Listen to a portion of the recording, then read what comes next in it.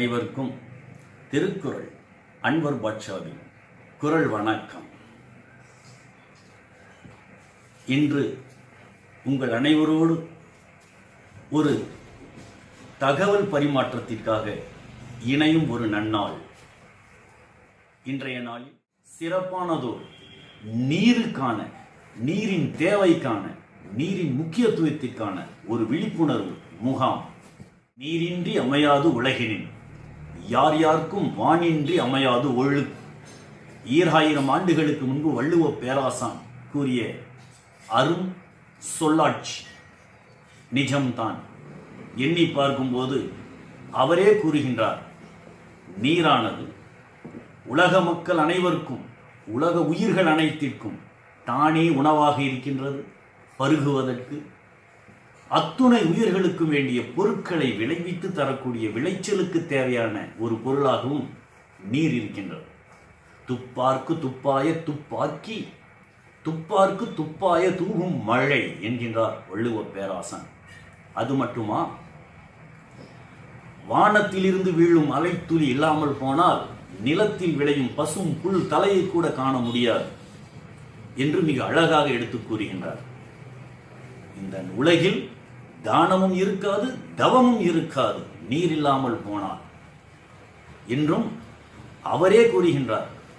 பறந்து விரிந்த உலகின் 3/4 இருக்கும் கடல் நீர் கூட வற்றிவிடும் வானம் இல்லாது போனால். தடிந்தெழி தான் நல்காதாகிவிடின் நெடுங்கடலும் தண்ணீர்மை குன்றும் என்று அழகாக கூறுகின்றார். வள்ளுவ பேராசான் தொட்டு சென்ற வாக்கு நிஜம். அதை நாம் உணர்ந்து கொண்டிருக்கும் காலகட்டத்தில் வாழ்ந்து கொண்டிருக்கின்றோம். உலகம் வெப்பமயமாகி கொண்டிருக்கிறது. மக்களே உணருங்கள். உணர வேண்டிய காலகட்டத்துக்கு வந்துவிட்டோம். தென்னாப்பிரிக்காவில் கேப்டவுன் என்னும் பெருநகரம், ஒரு துளி நீர் கூட இல்லாத நிலை வந்துவிட்டது. நிஜம். நாம் உணர்ந்து கொண்டிருக்கிற காலகட்டம் இது.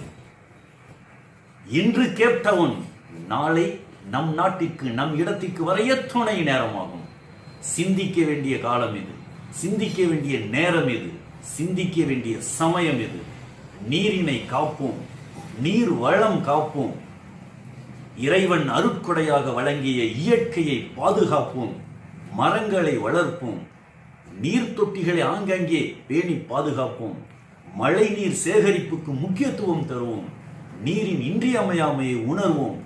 நீரின்றி உலகம் இல்லை, நீரின்றி வாழ்க்கை இல்லை, நீரின்றி நீரும் இல்லை, நானும் இல்லை. மக்களே, நண்பர்களே, சகோதரர்களே, இந்த விழிப்புணர்வை நாம் உலக மக்களுக்கெல்லாம் எடுத்துச் செல்லும் காலத்தில் வந்துவிட்டோம். இது ஒரு கடமையாக எண்ணி செயல்படுவோம்.